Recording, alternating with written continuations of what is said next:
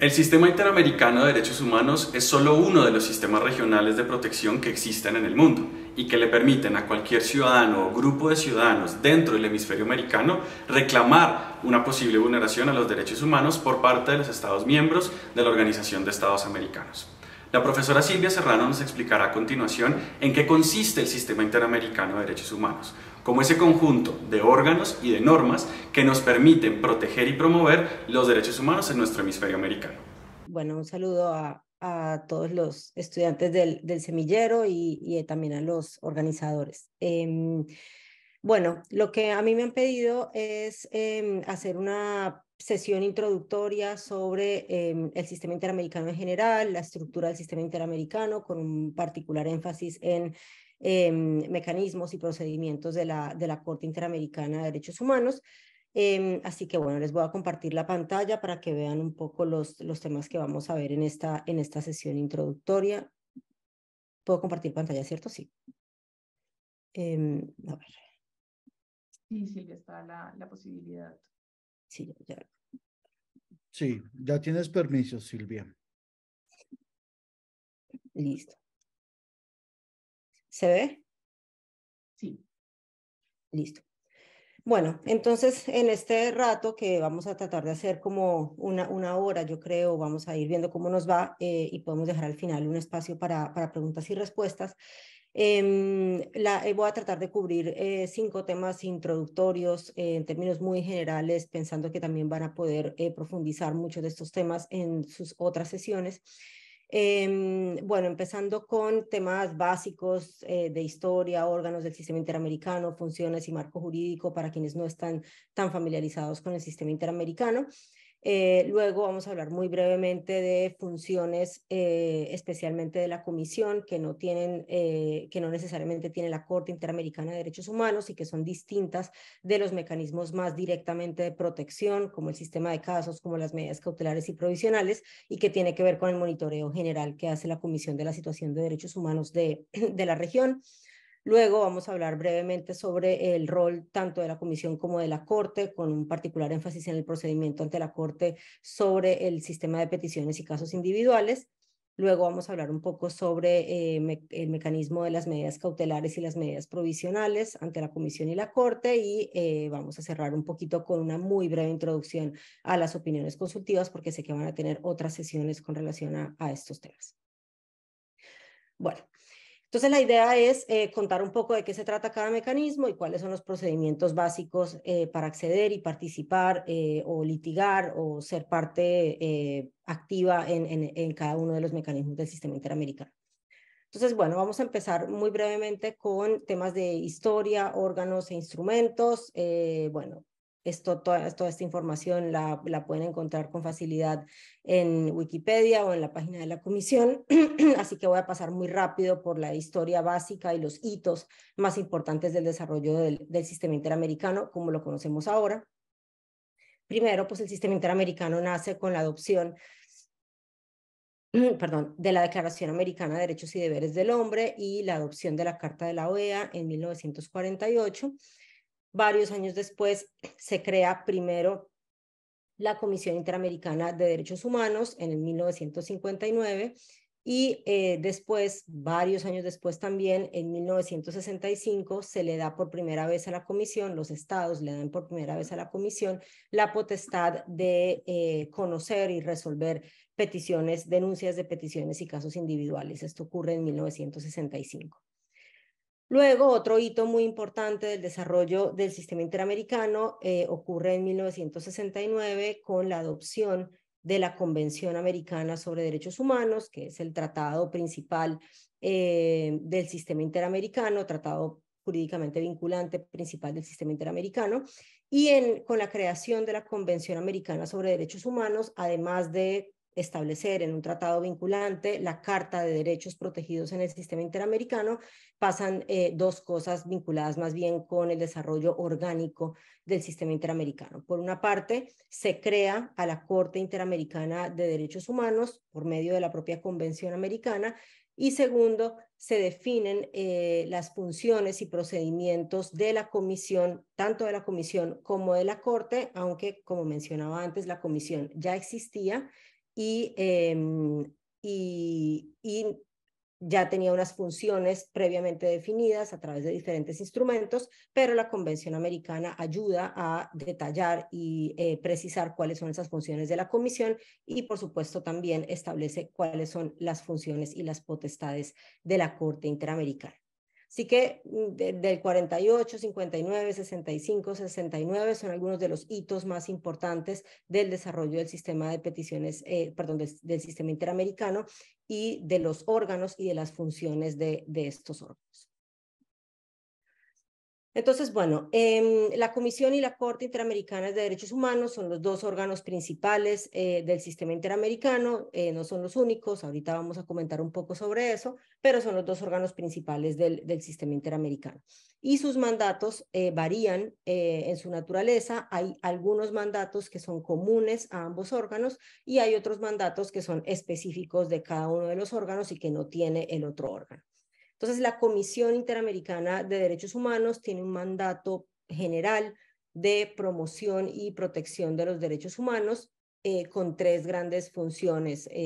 Una es el monitoreo general que hace la Comisión, geográfico y temático, respecto a la situación de derechos humanos en toda la región, incluyendo unas prioridades temáticas que la Comisión va definiendo y que se materializan a través de relatorías temáticas. La segunda tiene que ver con el rol de la Comisión más de protección de derechos humanos a través del sistema de peticiones y casos individuales. Y el tercero tiene que ver con el mecanismo de medidas cautelares, que es un mecanismo también de protección, pero con fines fundamentalmente preventivos. Luego, la Corte Interamericana de Derechos Humanos no hace monitoreo general de la situación de derechos humanos en la región y tiene, dos funciones acotadas, aunque a mí me gusta separar siempre y decir que también pues tiene un mecanismo de protección preventivo, que es el de las medidas provisionales. Entonces la Corte tiene una función contenciosa por un lado, que es el rol que cumple la Corte en el sistema de peticiones y casos individuales después de que la Comisión recibe y tramita las peticiones individuales. Luego la Corte tiene una función consultiva, que es una función fundamentalmente interpretativa de carácter general y que vamos a ver ahorita más adelante, y tiene la potestad de dictar, implementar un mecanismo preventivo para evitar que se materialicen riesgos de daños irreparables a las personas a través del mecanismo de medidas provisionales, que es análogo, muy parecido al mecanismo de medidas cautelares, y más adelante vamos a ver un poco algunas de las diferencias fundamentales. Entonces, esto para que tengan simplemente un panorama genérico de las diferentes funciones que tienen tanto la Comisión como la Corte Interamericana de Derechos Humanos, algunas comunes, algunas distintas. Algunos temas muy básicos sobre la estructura orgánica de la Comisión y de la Corte: composición, elección y periodo. Bueno, la Comisión y la Corte Interamericanas, ambas están compuestas por 7 personas, 7 comisionados y comisionadas y 7 jueces y juezas de la Corte Interamericana de Derechos Humanos, aunque hay algunas diferencias en términos de elección y periodo.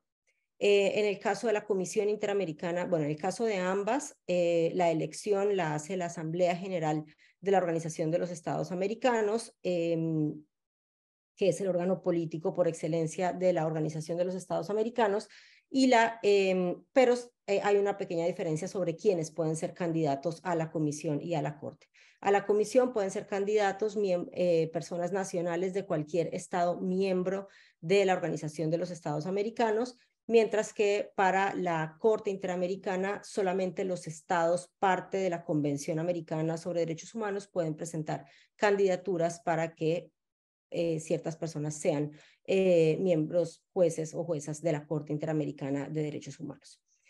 Y también hay una pequeña diferencia en términos del periodo. En el caso de la Comisión, el periodo es por 4 años, mientras que en el caso de la Corte, el periodo es por 6 años. En el caso de ambas, puede haber una reelección de la Comisión o de la Corte por una sola ocasión. Eso no es una reelección automática, se necesita que el estado que presentó la candidatura originalmente, vuelva a presentar la candidatura de la persona y la persona vuelve a competir junto con las candidaturas que haya para cada periodo de elección de comisionados y de jueces. Bueno, un tema, una deuda, digamos, histórica del sistema interamericano tiene que ver con la diversidad en la composición de la comisión y de la corte. Este es un tema que todavía el sistema interamericano tiene que atender. En temas de género, la Corte Interamericana y la Comisión Interamericana han mejorado significativamente.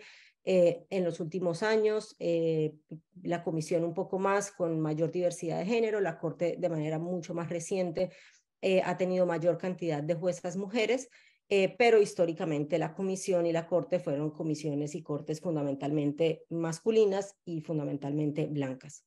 Entonces, hay un tema importante de diversidad pendiente. En la historia de la Comisión y de la Corte no ha habido, por ejemplo, un juez o un comisionado indígena, no se ha identificado personas con discapacidad, etcétera. Así que hay cuestiones de diversidad que todavía están pendientes en el sistema interamericano en términos de composición, aunque, como decía antes, en cuestiones raciales y en cuestiones de género ha venido mejorando en los últimos años. Y como decía antes, el sistema interamericano también cuenta con otros órganos que no son la Comisión y la Corte, y que son creados a partir de otros tratados. Entonces, hay algunos tratados del marco jurídico interamericano que a través del tratado crean unos órganos distintos que cumplen funciones de supervisión y monitoreo del cumplimiento de ese tratado. Entonces, ese es el caso, por ejemplo, del Protocolo de San Salvador en materia de derechos económicos, sociales y culturales, que creó un grupo de trabajo sobre derechos económicos, sociales y culturales con el objetivo de recibir informes periódicos de los estados sobre el cumplimiento del tratado, del protocolo sobre DESC, y crear indicadores de progreso para los estados, etc. Otro ejemplo es el MESECVI, que es un órgano creado a partir de la Convención de Belém do Pará sobre violencia contra la mujer. Entonces, hay algunos órganos adicionales a la Comisión y a la Corte que cumplen otras funciones de seguimiento a ciertos tratados y que son creados por esos mismos tratados más especializados. Bueno. Entonces, muy brevemente, el marco jurídico interamericano, estos son los tratados de derechos humanos fundamentalmente aprobados, adoptados en el sistema interamericano, bueno, instrumentos y tratados. Están aquí presentados de manera más o menos cronológica. La Declaración Americana de los Derechos y Deberes del Hombre, que es el instrumento que materializa una primera carta de derechos que se adopta en el sistema interamericano y que es el instrumento que la Comisión Interamericana de Derechos Humanos utiliza para darle seguimiento a la situación de derechos humanos e incluso conocer denuncias individuales respecto de estados que no son parte de la Convención Americana sobre Derechos Humanos y por lo tanto no se puede aplicar la Convención Americana sobre Derechos Humanos. Entonces ese es el caso de Estados Unidos, de Canadá, de varios países del Caribe angloparlante y de algunos estados que han denunciado la Convención Americana sobre Derechos Humanos. Ese es un tema que está todavía, bueno, en este momento hay un debate importante ante la Corte Interamericana de Derechos Humanos, por ejemplo, sobre Venezuela, sobre si Venezuela es o no es parte en este momento de la Convención Americana sobre Derechos Humanos. Pero bueno, para estos estados que no son parte de la Convención Americana, la Declaración Americana es la que sirve como fuente de cumplimiento por parte especialmente de la Comisión Interamericana de sus funciones de monitoreo y del sistema de peticiones y casos. Luego está la Convención Americana sobre Derechos Humanos, que es una Carta General de Derechos, fundamentalmente derechos civiles y políticos, con una sola disposición relacionada con derechos económicos, sociales y culturales, aunque una disposición que en los últimos años ha sido particularmente dinámica en el desarrollo jurisprudencial, pero la Convención Americana regula fundamentalmente derechos civiles y políticos y regula también cuestiones orgánicas, como decía antes, de las funciones de la Comisión y de la Corte y de sus procedimientos. Luego hay una serie de tratados especializados en ciertos, bien sean ciertos tipos de violaciones de derechos humanos o en ciertos grupos que requieren de una especial protección o requieren de una particular atención. Y esto sigue un poco la misma lógica del sistema de Naciones Unidas, donde también se cuenta con unos tratados de alcance general, los pactos sobre derechos civiles y políticos y sobre derechos económicos, sociales y culturales, y luego se adoptan una serie de tratados específicos para ciertas violaciones de derechos humanos o ciertos grupos en particular. Entonces, dentro de esos tratados específicos están los mencionados en esta diapositiva, la Convención Interamericana para Prevenir y Sancionar la Tortura, el Protocolo de San Salvador, que es adicional a la Convención Americana para tratar el tema de derechos económicos, sociales y culturales, un protocolo específico sobre abolición de la pena de muerte, la Convención de Belém do Pará sobre prevención, sanción y erradicación de la violencia contra la mujer, la Convención Interamericana sobre desaparición forzada de personas, la Convención Interamericana para la Eliminación de todas las formas de discriminación contra las personas con discapacidad, la Convención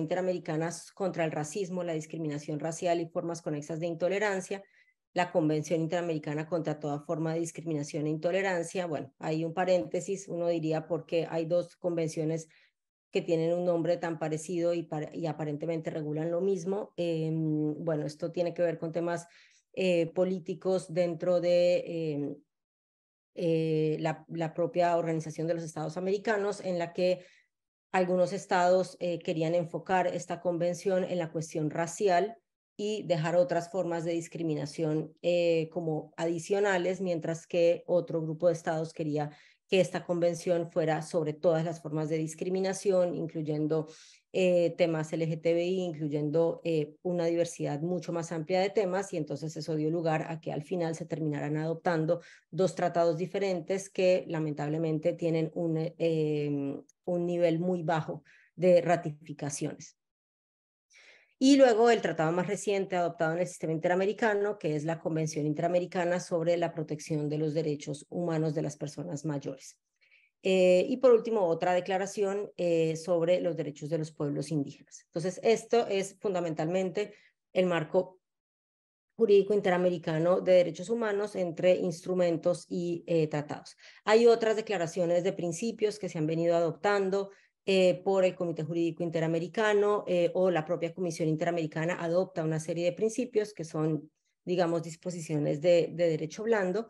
Y recientemente, por ejemplo, se adoptó en el Comité Jurídico Interamericano una declaración de principios sobre el tema de neurotecnologías y derechos humanos. Así que también hay otra serie de instrumentos sobre ciertos temas que son instrumentos más de derecho blando que abordan, digamos, ciertos temas emergentes, novedosos, etc. Bueno, entonces vamos a empezar con, ahora sí, ya las funciones propiamente de cada uno de los órganos del sistema interamericano. Y vamos a empezar con la Comisión Interamericana de Derechos Humanos en una de las funciones que solo tiene la Comisión y que no necesariamente tiene la Corte, que es el monitoreo temático y geográfico. Entonces, bueno, la Comisión Interamericana se divide, los miembros de la Comisión Interamericana, cada uno de los 7 miembros asume el rol de ser relator o relatora de país o relator o relatora temático. Entonces, los estados de la región se dividen entre los 7 comisionados y cada uno de ellos lidera la relatoría de país. Y básicamente lidera el trabajo en general de monitoreo, de sistema de casos, de medidas cautelares, etcétera, respecto de ese país. Con la claridad de que los comisionados, ni los jueces de la Corte tampoco, pueden conocer situaciones, casos, asuntos vinculados con su propio país. Y también la comisión pues ha venido a lo largo del tiempo creando una serie de, o estableciendo una serie de prioridades temáticas y creando unas relatorías temáticas para darle seguimiento a ciertos temas a lo largo de la región. Entonces, bueno, básicamente por la vía de la creación de relatorías de país y relatorías temáticas, la comisión lleva a cabo este trabajo de monitoreo temático y geográfico, que es un monitoreo constante, básicamente de lo que está pasando en todos los estados de la región y también respecto de ciertas temáticas. Entonces, ¿cuáles son los mecanismos o cómo es cómo la comisión lleva a cabo este trabajo de monitoreo? Primero, bueno, vamos a empezar de los mecanismos más tradicionales a los mecanismos menos tradicionales o más novedosos, o que la comisión ha venido explorando de manera más novedosa en los últimos años.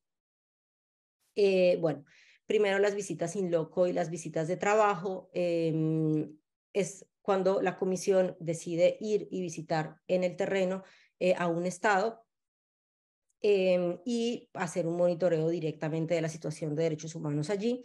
Las visitas in loco son generalmente las visitas que lleva a cabo el pleno de la comisión, es decir, cuando los 7 miembros de la comisión van y hacen una visita en diferentes partes del territorio por varios días, una semana, un poco más de una semana, y hacen una evaluación muy profunda y muy detallada de la situación de derechos humanos en ese país. Y luego hay otro tipo de visitas, dado que por razones entre presupuestarias y de agenda, no siempre es tan fácil llevar a cabo visitas in loco. Se hacen visitas de trabajo en la que 1 o 2 comisionados acuden a un país y llevan a cabo visitas sobre temas más puntuales, concretamente para ver, no sé, por ejemplo, la situación en tal frontera, entonces la van a ver el relator de ese país y la van a ver el relator de personas migrantes.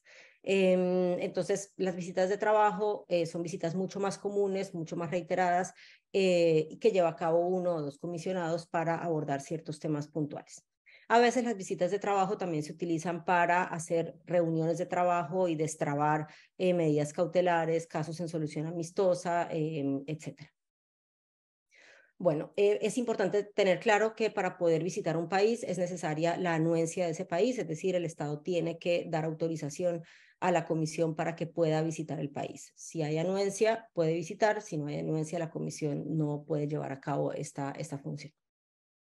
Bueno, el otro mecanismo que usa la comisión para hacer monitoreo son las audiencias públicas, temáticas y de país, que lleva a cabo en sus periodos de sesiones. La comisión no está el 100% del tiempo en la sede en Washington cumpliendo sus funciones. Fundamentalmente lleva a cabo sus funciones a través de medios electrónicos y durante periodos de sesiones se reúnen presencialmente. En esos periodos de sesiones, que pueden ser 3, 4, 5 al año, la comisión lleva a cabo una serie de audiencias públicas y temáticas o por país, que son solicitadas por diferentes actores. Pueden ser solicitadas por sociedad civil, organizaciones de la sociedad civil, pueden ser solicitadas por los estados, pueden ser solicitadas por clínicas de derechos humanos de la academia, es decir, cualquier persona, cualquier organización o cualquier estado puede pedir una audiencia ante la comisión. Y pongo un pequeño asterisco en lo de audiencias públicas, porque aunque la regla general es que las audiencias son públicas, excepcionalmente la comisión puede considerar que una audiencia se lleve a cabo de manera cerrada o privada a solicitud fundada de alguna de las partes. Bueno, también están los informes temáticos de país y de seguimiento. Son informes generales que la comisión adopta principalmente después de llevar a cabo una visita al país y después de llevar a cabo una visita o de recabar información, si no ha podido visitar al país, de recabar información a través de cuestionarios o de diferentes medios, la comisión adopta una serie de informes temáticos de país y de seguimiento que están detallados en la página de la comisión. Si ustedes entran a la página de la comisión, van a ver la gran variedad de temas en los cuales se han adoptado este tipo de informes. Entonces, hay algunos que son sobre ciertos temas y lo que se hace es un diagnóstico en toda la región respecto de ese tema y se desarrollan estándares respecto de ese tema, o en otros es sobre la situación concreta de derechos humanos en un país. En algunas ocasiones es la situación general de derechos humanos en el país y en otras ocasiones son temas puntuales, por ejemplo, la situación de las personas privadas de libertad en Honduras. Y luego la comisión adopta informes de seguimiento especialmente en el capítulo 5 de su informe anual, donde le da seguimiento a informes previos de país y a las recomendaciones que la Comisión emitió en esos informes previos. Bueno, otro mecanismo de monitoreo de la Comisión es el capítulo 4 A y B del informe anual. En su informe anual, la Comisión, bueno, todos los años emite su informe anual y cuenta con un capítulo que nunca fue de particular agrado de los estados, que era el capítulo 4, en el cual la Comisión destacaba una serie de países de especial preocupación, es decir, una serie de países en los cuales la situación de vulneración de derechos humanos había sido particularmente problemática durante el año. Luego, después de un proceso en el año más o menos 2000, que dio lugar a una reforma reglamentaria en el año 2013, la Comisión cambió un poco el encuadre de ese capítulo 4 del informe anual y lo que hizo fue hacer un balance en el capítulo 4A, un balance de la situación de derechos humanos en toda la región, con ciertos ejes temáticos, y en el capítulo 4B sí mantener algunos países de especial preocupación con base en unos criterios que están definidos en el propio reglamento. Bueno, además de esto, la Comisión también constantemente emite una serie de cartas que envía a los estados, una correspondencia directa entre la Comisión y los estados, que son las llamadas cartas 41, porque son cartas basadas en el artículo 41 de la Convención, y son comunicaciones que tiene la Comisión con los estados, donde no participa necesariamente la sociedad civil, y donde la Comisión expresa algún tipo de preocupación a los estados sobre alguna situación emergente que esté ocurriendo. Entonces, la Comisión tomó conocimiento por cualquier vía de que hubo un incendio en una cárcel. Bueno, la Comisión se preocupa por esa situación y le manda una carta al Estado para saber qué medidas se está adoptando o qué fue lo que pasó. La Comisión se entera que hubo 200 personas detenidas en el contexto de una protesta y no se tiene conocimiento del paradero de esas personas. Bueno, la Comisión puede mandar una carta al Estado para preguntar por esta situación. En general, pues es una correspondencia privada entre la Comisión y el Estado, aunque la Comisión ha venido en los últimos años dando más publicidad sobre el tipo de cartas que envía a los estados. Aunque no publica propiamente las cartas, sí publica cuántas cartas envió, sobre qué temas y a qué estados. Bueno. Y el otro mecanismo de monitoreo constante de la Comisión, pues es su participación muy activa a través de comunicados de prensa, redes sociales, donde la Comisión pues constantemente está haciendo pronunciamientos, expresando preocupación, digamos, en algunas ocasiones también felicitando a los estados por avances importantes en materia de derechos humanos, etcétera, etcétera. Lo hace a través de comunicados de prensa o también lo hace cada vez de manera más frecuente a través del uso de sus redes sociales. Y por último, hay una serie de mecanismos especiales que la Comisión ha venido explorando en los últimos años, que tienen que ver con grupos especiales de seguimiento o grupos interdisciplinarios de expertos independientes. Entonces, por ejemplo, frente a, ustedes recordarán el caso de los 43 estudiantes desaparecidos en Ayotzinapa, en México. En ese momento la Comisión creó un grupo de expertos independiente para coadyuvar de alguna manera con el Estado en las investigaciones de estos hechos. Esto se hizo en acuerdo entre la Organización de los Estados Americanos, la CIDH, los representantes de las víctimas de estas desapariciones y el propio Estado, para crear un mecanismo especial que le diera acompañamiento, coadyuvara, diera recomendaciones a las autoridades mexicanas que estaban llevando a cabo las investigaciones. Esto se repitió, esta idea de crear un grupo interdisciplinario se repitió también en Bolivia y también se repitió en Nicaragua a partir de la crisis que inició en el año 2018. Y bueno, es un mecanismo que utiliza la Comisión para poder darle un seguimiento que la Comisión, con todas sus cargas y con todas sus funciones, no podría hacer por sí sola. Entonces es un grupo de expertos independientes, en general un grupo interdisciplinario que acompaña durante un marco temporal específico una situación. Bueno, entonces ese es el mecanismo de monitoreo de la CIDH, un mecanismo que no tiene la Corte Interamericana de Derechos Humanos. Ahora nos vamos a pasar a otro mecanismo que es el sistema de peticiones y casos individuales, que sí es un mecanismo que comparten la Comisión y la Corte, es decir, ambos tienen un rol importante dentro del sistema de peticiones y casos individuales. Entonces, bueno, primero, ¿cuál es el objetivo de este mecanismo? A diferencia del anterior, que es un monitoreo de alcance general, lo que busca el sistema de peticiones y casos individuales es la determinación de la responsabilidad internacional del Estado por violación a derechos previstos en la Convención Americana o en otros instrumentos que le dan, del listado de instrumentos que yo mencionaba ahorita, hay algunos que le dan competencia a la Comisión y a la Corte para poder conocer peticiones y casos individuales. Entonces, lo que se busca es fundamentalmente justicia y reparación en un caso individual, en un caso consumado de violación de derechos humanos, para que se pueda obtener justicia y reparación. Entonces, bueno, ¿quién puede presentar una petición ante el sistema interamericano? El acceso es sumamente amplio.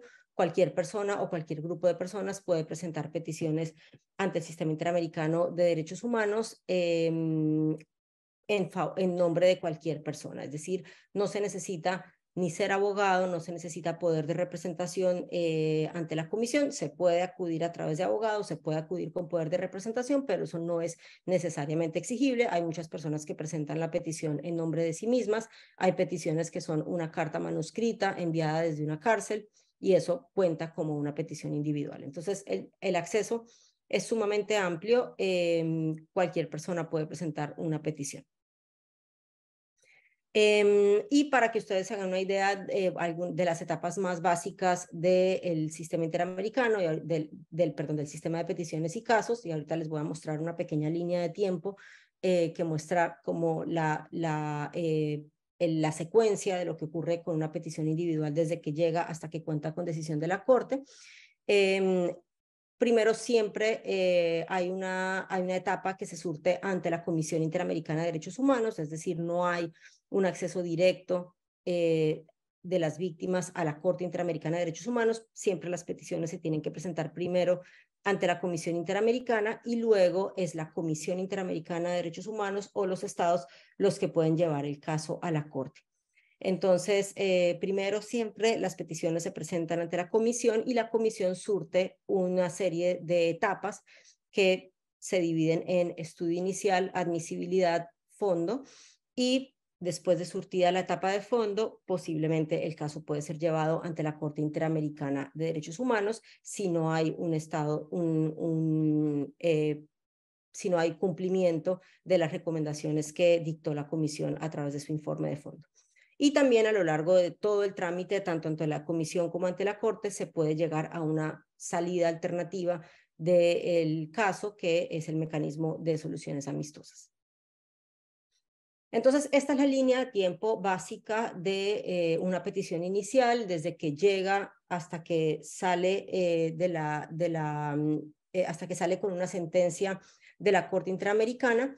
Primero el estudio inicial, donde la comisión lo que hace a través de su secretaría es evaluar los requisitos básicos, si una petición cumple o no cumple con los requisitos básicos para ser tramitada.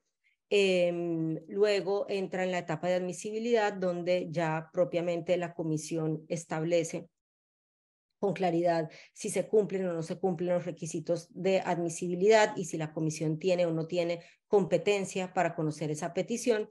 Entonces, la comisión analiza en esta etapa de admisibilidad si hay competencia en razón del tiempo, de la persona, de la materia, y luego, y del lugar, y luego la comisión decide si están cumplidos los requisitos de admisibilidad, es decir, el agotamiento de los recursos internos, que la petición haya sido presentada dentro del plazo oportunamente, es decir, dentro del plazo de 6 meses, después de que se haya notificado la decisión que agotó los recursos internos y que no haya duplicidad de procedimientos, es decir, que la petición no haya sido presentada ante otro órgano internacional que tenga funciones análogas a las de la comisión. Entonces, bueno, todos estos temas de tipo más procedimental se revisan en la etapa de admisibilidad. Una vez superada la cuestión procedimental, se pasa a la etapa de fondo, donde la comisión determina fundamentalmente los hechos que han sido probados, es decir, en este momento es el momento en el que se analiza toda la prueba que se surtió y si esa prueba, bueno, cuáles son los hechos probados en el caso y a partir de esos hechos probados, cuáles son las violaciones concretas que haya habido o no haya habido de los tratados invocados. Entonces, es el momento en el cual se establecen los hechos, se establece el derecho, se determina si hay responsabilidad o no hay responsabilidad internacional del Estado y se dictan unas medidas de reparación, unas recomendaciones en caso de que se haya habido violaciones de derechos humanos, unas medidas para, unas recomendaciones para que el Estado repare esas vulneraciones. Entonces, si ustedes ven en esta diapositiva, el camino hacia la derecha, con las flechas gruesas, es el camino normal que sigue una petición en la vía contenciosa, en caso de que cada una de las etapas se vaya superando satisfactoriamente, y las flechas hacia abajo indican posibles salidas alternativas, posibles terminaciones, digamos, alternativas del proceso. Por ejemplo, en la etapa de estudio inicial puede ser que la petición no se abra a trámite porque no están cumplidos los requisitos básicos para que la petición sea tramitada. En la etapa de admisibilidad puede ser que no se cumpla algún requisito de admisibilidad, entonces la decisión es de inadmisibilidad. En la etapa de fondo puede ser que el caso quede ahí porque no hubo violaciones de derechos humanos a partir de los hechos determinados. Y luego sigue la etapa de transición, que es la etapa en la cual la comisión determina si el caso va a ser enviado o no va a ser enviado a la Corte Interamericana de Derechos Humanos. Entonces, en esta etapa de transición, esa es la determinación que se hace, la hace fundamentalmente la comisión a partir de la información que el Estado le presentó sobre el cumplimiento de las recomendaciones planteadas en el informe de fondo. Y luego, si la comisión decide enviar el caso a la Corte, entonces el caso pasa a conocimiento de la Corte y ahí vamos a hablar un poco más en detalle del procedimiento ante la Corte Interamericana. Y reitero, en cualquier momento se puede dar un procedimiento de solución amistosa que una vez se llegue a un acuerdo de solución amistosa, con la voluntad de ambas partes y se haya cumplido significativamente el informe de solución, el acuerdo de solución amistosa y la comisión homologue, acepte ese acuerdo de solución amistosa y lo publique, esa también es una terminación definitiva del proceso. Bueno, entonces vamos a ponernos en la posición, ya que uno de los énfasis que me pidieron hacer es en el procedimiento ante la Corte, entonces vamos a ponernos en la posición en la que ya una petición surtió el estudio inicial, la admisibilidad, el fondo y la etapa de transición ante la CIDH y el caso llegó a la Corte Interamericana de Derechos Humanos. Entonces, bueno, primero, ¿cómo se inicia el proceso ante la Corte Interamericana de Derechos Humanos? Se inicia con el envío de caso. Fundamentalmente los casos los envía la comisión, en su gran mayoría los estados tienen la potestad de enviar casos, aunque en la historia del sistema solamente en dos ocasiones los estados han enviado los casos a la comisión. En general, todos los casos, prácticamente todos los casos los envía la comisión a la Corte. Entonces se envía a través de una nota de remisión que redacta la comisión y cuyos contenidos están previstos en el artículo 35 del reglamento de la Corte, donde la comisión lo que hace es una carta sencilla donde le envía el caso a la Corte, le explica a la Corte por qué envió el caso, por qué el Estado no cumplió con sus recomendaciones y adjunta a esa nota de remisión el informe de fondo. Es decir, la comisión somete el caso a la Corte a través de su propia decisión, de su propio informe de fondo. Una vez que la Corte recibe la nota de remisión, el informe de fondo y todos sus anexos, que es el expediente ante la comisión, todo el expediente que se surtió ante la comisión, entonces la Corte está lista para abrir a trámite ese caso Y allí lo primero que hace la Corte es notificarle a las partes, a los representantes de las presuntas víctimas y al Estado, notificarles que el caso fue presentado por la comisión, que se le va a dar apertura a trámite, y con esa notificación lo primero que pasa es que la Corte le da un plazo de 2 meses a los representantes de las víctimas para que presenten su escrito de solicitudes, argumentos y pruebas, conocido en el sistema interamericano como el ESAP, que es el mecanismo a través del cual los representantes de las presuntas víctimas autónomamente le presentan a la Corte sus solicitudes y argumentos concretos en materia de derecho, en materia de reparaciones. Los representantes de las presuntas víctimas tienen total libertad para presentar argumentos jurídicos o para sus pretensiones en materia de reparaciones, aunque no tienen tanta libertad o no tienen potestad para cambiar los hechos. Es decir, lo único que los representantes de las presuntas víctimas no pueden hacer en su escrito de solicitudes, argumentos y pruebas es aumentar el marco fáctico, cambiar el marco fáctico que está establecido en el informe de fondo. Luego, bueno, después del escrito de solicitudes, argumentos y pruebas, cuando se recibe, la Corte Interamericana le da traslado de eso a las otras partes, a la Comisión y al Estado, y le pide al Estado que en un plazo de 2 meses presente su respuesta a el escrito de solicitudes, argumentos y pruebas y al informe de fondo de la Comisión. Entonces el Estado ahí presenta su escrito que conforme al reglamento se le denomina contestación, el escrito de contestación, en el cual, bueno, el Estado plantea su posición con relación al caso. Entonces, a partir de la contestación del Estado se abren procesalmente distintos escenarios posibles. Primero, el Estado puede ser que en su contestación se allane, es decir, que el Estado reconozca responsabilidad en el caso. Ese reconocimiento puede ser total, ese reconocimiento puede ser parcial, pero puede ser que el Estado haga algún tipo de reconocimiento de responsabilidad. Si eso pasa, se abre un pequeño incidente escrito en el que la Corte le pide observaciones a la Comisión y a los representantes de las presuntas víctimas sobre ese reconocimiento de responsabilidad. Luego, también otro escenario posible en el trámite ante la Corte es que el Estado presente excepciones preliminares, es decir, cuestionamientos sobre la competencia y la admisibilidad del caso. Entonces, el Estado puede decir, yo no estoy de acuerdo con la manera en la que la Comisión analizó la admisibilidad, yo no estoy de acuerdo con la manera en la que la Comisión determinó que se habían cumplido el requisito de agotamiento de recursos internos, por ejemplo, y presenta excepciones preliminares. En el caso de que el Estado en su contestación incluya excepciones preliminares, también se abre un procedimiento escrito adicional donde la Comisión y los representantes de las víctimas tienen que presentar un escrito sobre las excepciones preliminares.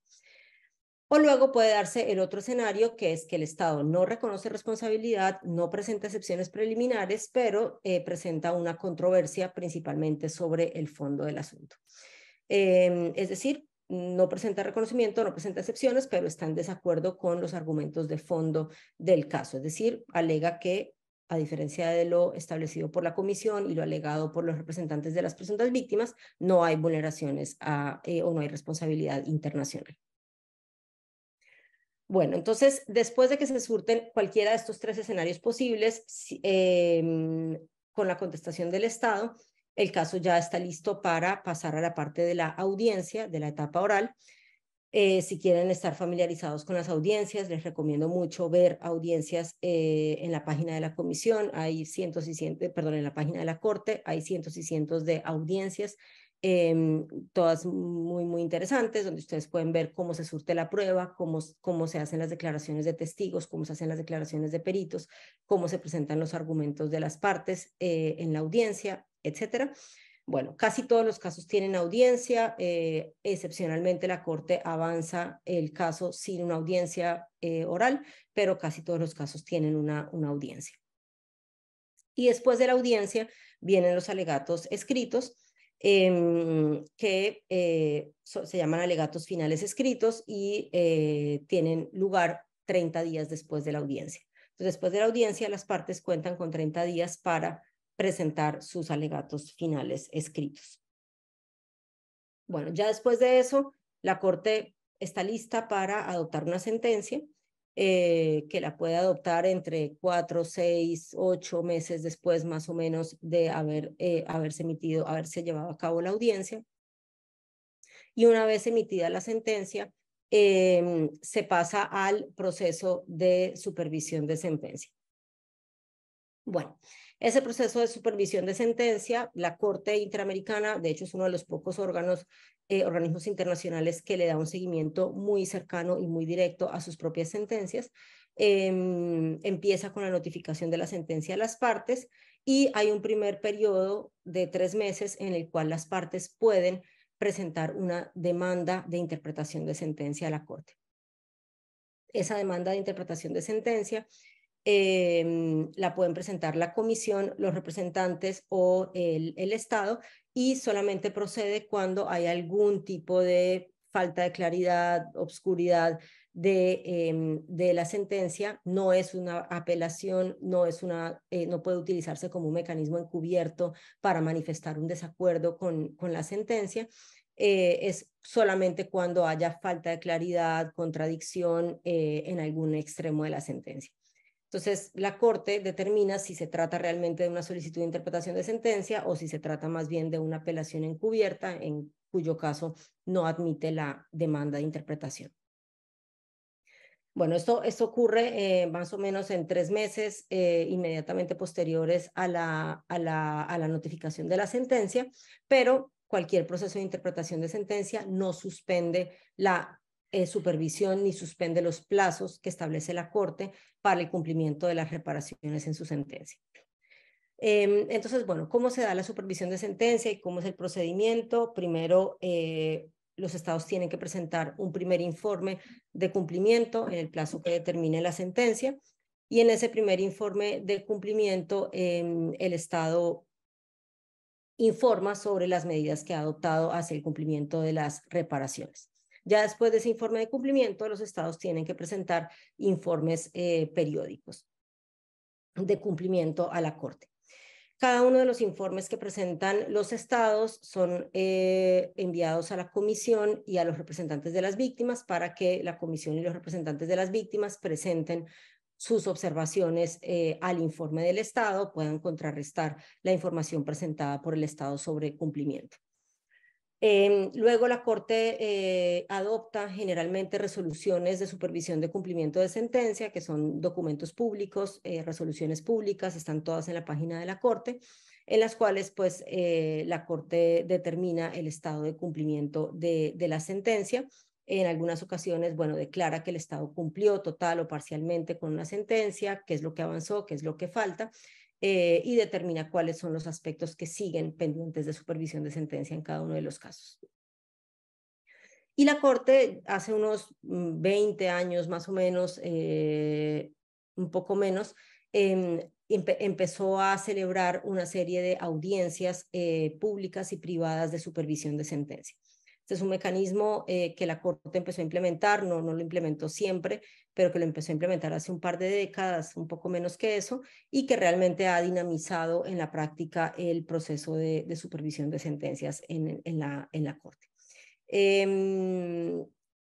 Y luego existe otro mecanismo para la supervisión de la sentencia, que más que supervisión es un mecanismo de denuncia, y es que la Corte, la Convención Americana le da a la Corte la potestad de, en caso de un incumplimiento flagrante, un incumplimiento burdo, un incumplimiento reiterado por parte de un Estado de sus decisiones, puede denunciar a ese Estado ante la Asamblea General de la OEA, que es más bien un tipo de sanción de tipo político ante la Asamblea General de la Organización de los Estados Americanos. Recientemente, bueno, lo ha hecho la Corte, en su momento lo hizo con Venezuela, recientemente lo hizo con Nicaragua también, que deciden no presentarse, no responder las solicitudes de la Corte, etc.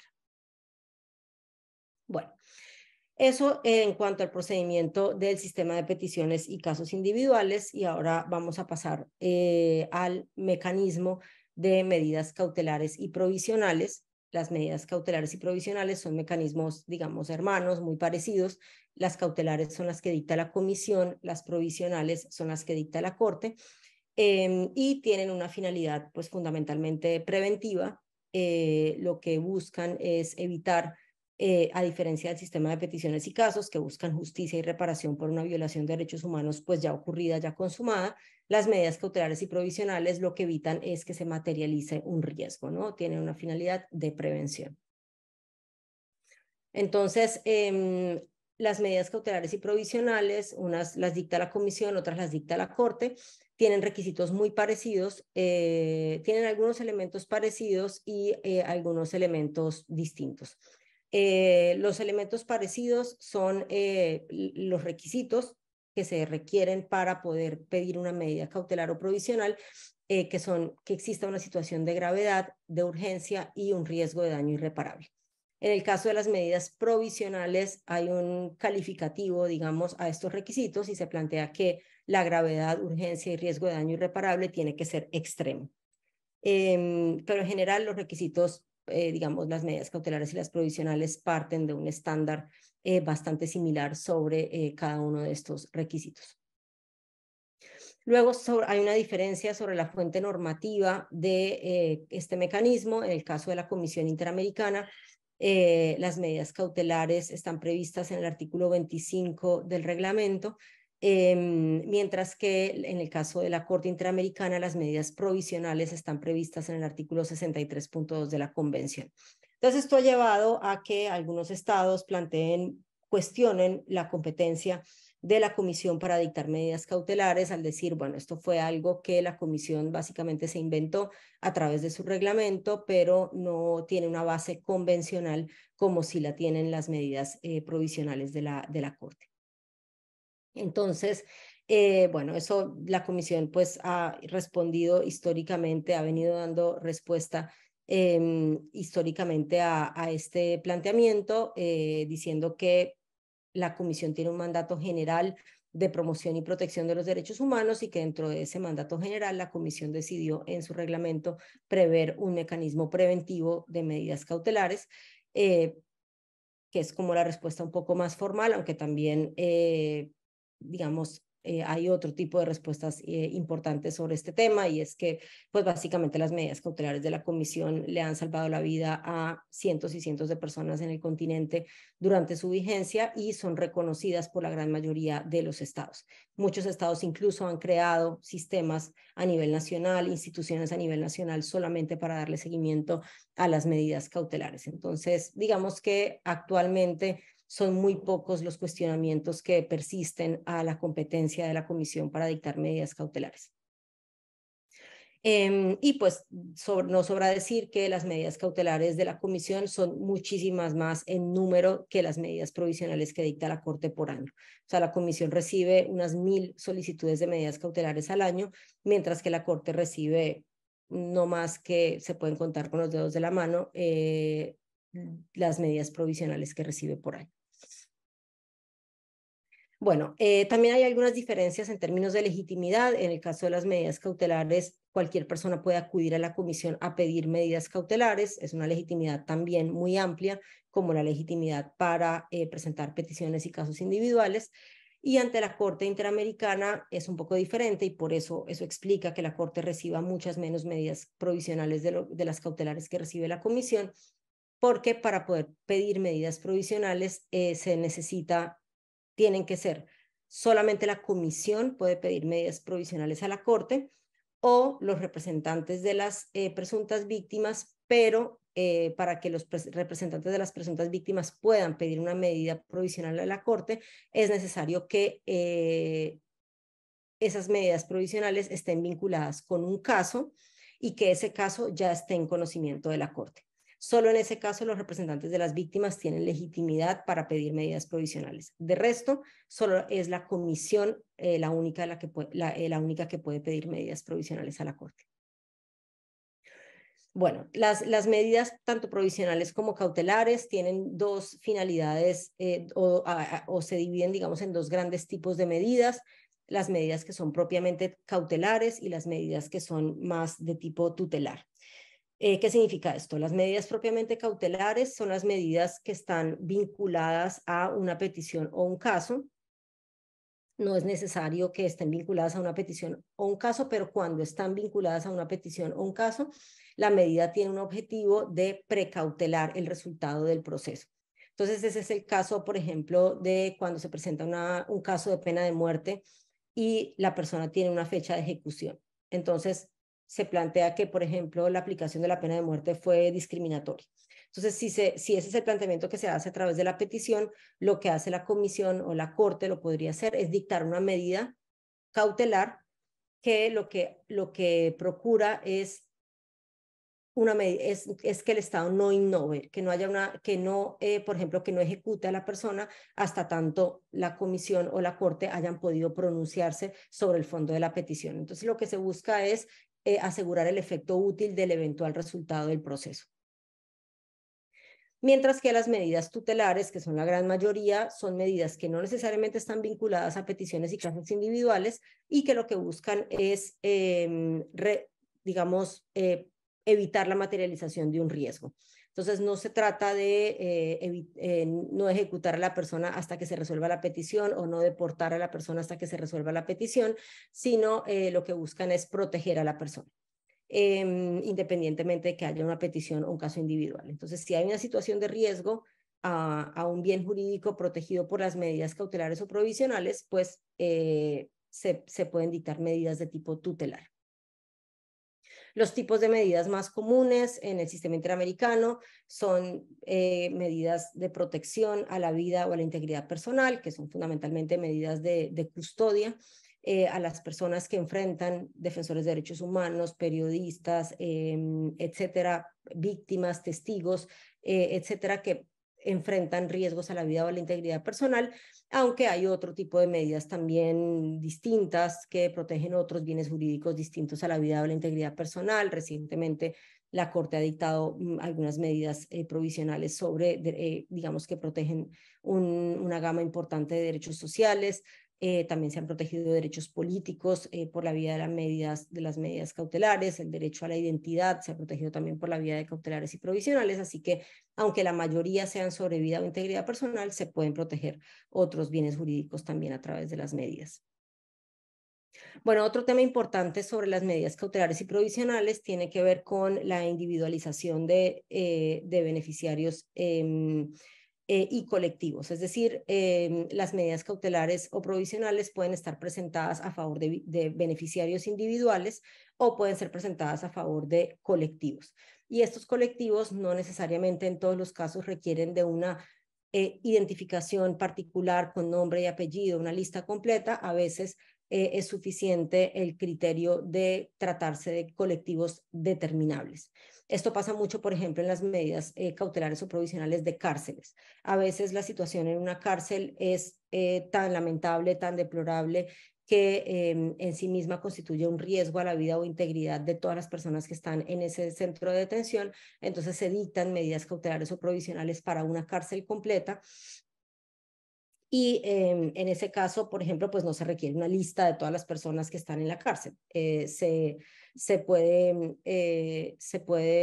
dictar la medida respecto de todas las personas privadas de libertad en la cárcel tal, siempre y cuando se trate de colectivos determinables. Y bueno, muy brevemente, el procedimiento ante la Comisión y la Corte sobre medidas cautelares y provisionales varía un poco. La comisión, pues básicamente dicta, recibe la medida cautelar, le pide información al Estado y después de un pequeño contradictorio que se surte de manera más o menos sumaria, la comisión adopta una resolución a través de la cual otorga la medida cautelar, si es que la va a otorgar. Y una vez la medida cautelar está otorgada, pues la comisión le da seguimiento a través de diferentes mecanismos, a través de informes que le pide a los estados, a través de reuniones de trabajo. Y en el caso de la Corte Interamericana, la Corte tiene un procedimiento un poco más establecido de pedir medidas cautelares, de pedir informes a los estados, de pedir informes periódicos a los estados, bimensuales en casi todos los casos, donde los estados tienen que presentar su informe de medidas provisionales y luego la comisión y los representantes de las víctimas dan sus opiniones y luego la Corte adopta resoluciones sobre el seguimiento de las medidas provisionales. Y también la Corte tiene la costumbre de celebrar audiencias sobre las medidas provisionales. Bueno, y ya para terminar, las opiniones consultivas, que es una función exclusiva de la Corte Interamericana de Derechos Humanos. Las opiniones consultivas, bueno, es un mecanismo interpretativo, abstracto, no trata situaciones específicas ni casos individuales. Hay diferentes tipos de solicitudes de opiniones consultivas. Hay algunas solicitudes de opiniones consultivas que son para lograr la interpretación de la Convención Americana. Hay otro tipo de opiniones consultivas que buscan la interpretación de otros tratados. Y hay otros tipos de opiniones consultivas que buscan que la Corte Interamericana establezca la compatibilidad entre una norma del derecho nacional con la Convención Americana u otros tratados. Entonces, bueno, hay diferentes tipos. ¿Quiénes son los legitimados para pedir opiniones consultivas? Lo pueden pedir todos los estados miembros, pueden pedir opiniones consultivas a la Corte y ciertos órganos de la Organización de los Estados Americanos. La Comisión Interamericana puede pedir opiniones consultivas, la Secretaría General de la OEA, siempre y cuando estén esas solicitudes de opiniones consultivas vinculadas con la función que tiene ese órgano dentro de la Organización de los Estados Americanos. Entonces no hay tampoco acceso directo de las personas o de organizaciones de la sociedad civil para pedir opiniones consultivas, aunque lo que sí pueden hacer es pedirle a la comisión que pida opiniones consultivas a la Corte. Bueno, el proceso es un proceso bastante sencillo. La Corte publica la opinión consultiva en su página y a través de todos sus medios y da un plazo para que se reciban observaciones de todos los actores que quieran participar. Entonces hay unas amplias posibilidades de participación en el proceso de opinión consultiva. Cualquier persona, cualquier organización, cualquier entidad puede participar activamente en las opiniones consultivas. Luego la Corte en general celebra audiencia sobre esa opinión consultiva, donde quienes participaron por escrito tienen la posibilidad también de intervenir ante la Corte Interamericana. Bueno. Y luego pues la Corte adopta su opinión consultiva. Bueno, con esto terminamos de un desafío bastante grande, que es hablar de toda la estructura y procedimientos del sistema interamericano en una hora. El procedimiento ante el Sistema Interamericano de Derechos Humanos inicia con una petición ante la Comisión Interamericana y puede llegar a culminar con una sentencia ante la Corte Interamericana. Como fue explicado por la profesora Silvia Serrano, estas etapas tienen diferentes elementos a tener en cuenta. Sin embargo, recuerda que dentro de la preparación de un concurso de juicio oral ya se tiene toda la etapa de admisibilidad y fondo agotada. Y en este sentido se está presentando el caso ante la Corte Interamericana para adoptar una sentencia de fondo. Sin embargo, los elementos de admisibilidad y fondo son importantes, ya que estos pueden ser ventilados ante la audiencia con los jueces. Sin embargo, recuerda que aquí lo más importante es la presentación de los alegatos orales para demostrar, en el caso de la representación de las víctimas, que ha habido una vulneración a los derechos humanos y en el caso de los estados que no hay responsabilidad internacional. Todo ello en el marco de los instrumentos del Sistema Interamericano de Derechos Humanos.